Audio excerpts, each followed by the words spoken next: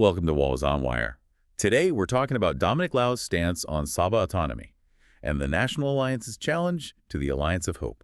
And the political temperature in Sabah is really soaring. The focus is completely on the relationship between the state and the federal government.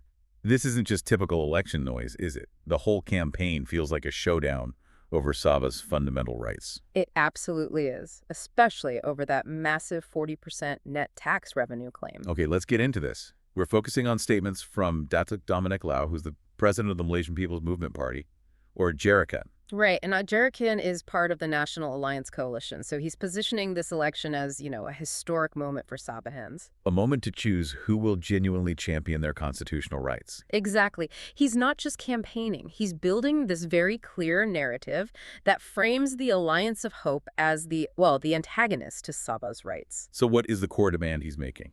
He used some incredibly strong language. He really didn't mince words. His instruction is, frankly, blunt.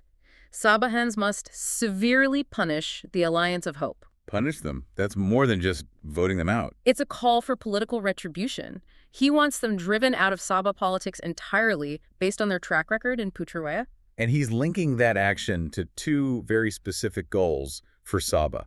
What are they? First, it's about reclaiming Sabah's full autonomy. The idea of being masters of their own destiny. And the second goal? The second is the big one, the financial anchor of the whole campaign.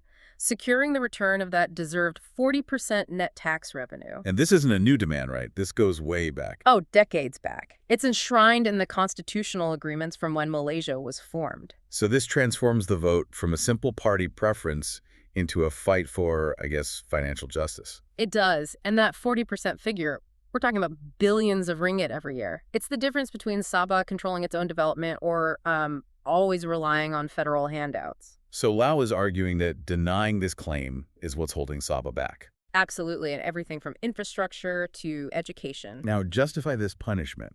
Lau has to prove the Alliance of Hope is unreliable. What's his evidence?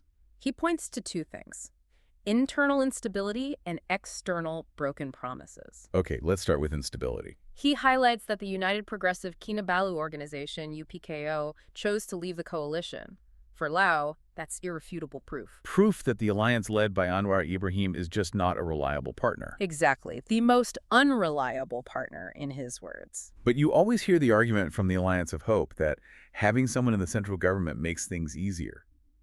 How does Lau counter that? He attacks it head-on. He calls it a deception, a line designed to trick voters. So he's saying alignment with Putrajaya doesn't guarantee anything. That's his whole point. He argues that if it really worked, Sabah's rights would already be respected. And he has a specific legal example to back this up, doesn't he? Something about a high court ruling? Yes, and this is where his argument gets very sharp.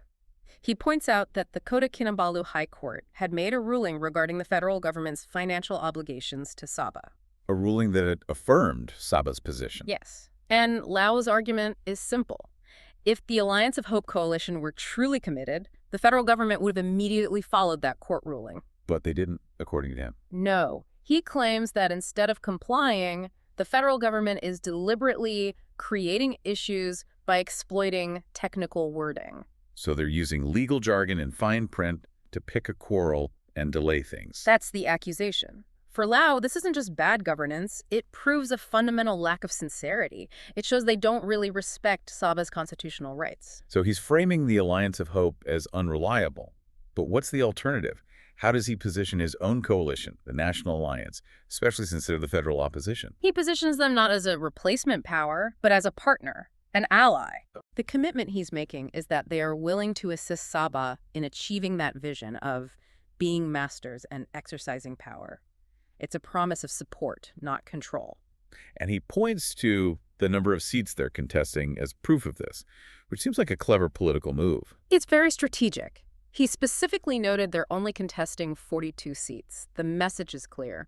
We're not here for a power grab. They want to be seen as trustworthy allies, not opportunists trying to take over the state legislative assembly. Exactly. Comrades, not conquerors. But that brings up the big question. How can a federal opposition party guarantee the return of the 40% revenue that needs Putrajaya's sign-off? He tries to redefine what power means. He emphasizes that even though they're in opposition federally, the National Alliance controls 4 state governments. And they have a significant number of members of parliament. Right. So the promise is that this entire bloc, all these MPs and state governments, will stand with Sabah to defend their rights. He's arguing their written commitment is stronger than the incumbents' actions. So let's talk about those written commitments. What's actually in their manifesto? The manifesto's theme is making Sabah better. It's all about comprehensive economic planning to make sure ordinary citizens in Sabah actually feel the benefits of growth. And the centerpiece has to be their promise on the 1963 Malaysia Agreement, or MA63. Of course. That's the foundation for everything. MA63 is what defines Sabah and Sarawak as equal partners in the Federation, not just another 2 states. It grants them those unique rights, including the financial arrangements. Which brings us back to the 40%. So what does the National Alliance guarantee on MA63? They state very explicitly that they will defend all rights Sabah has under both the federal constitution and the 1963 Malaysia Agreement.